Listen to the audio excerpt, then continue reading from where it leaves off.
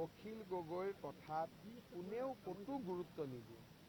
অখিল গগৈক ৰাতি চাব লাগে, মনটো কাম কাজ কৰি যেতিয়া মনটো বেয়া লাগি থাকে অখিল গগৈক চাব লাগে আৰু চালে মনটো অলপ ভাল লাগিব।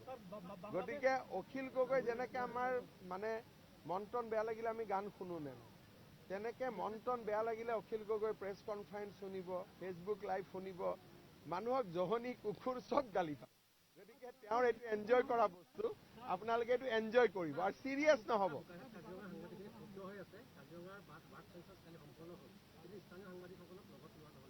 মই সুধি দিম,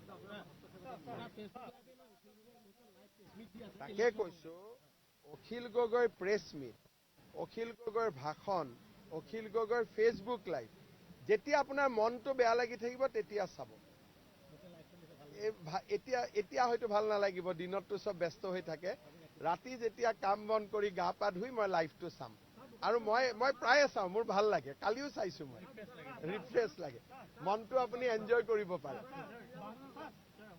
অখিল গগৈ এজন গুড এণ্টাৰটেইনাৰ, গতিকে আপুনি এণ্টাৰটেইন কৰক।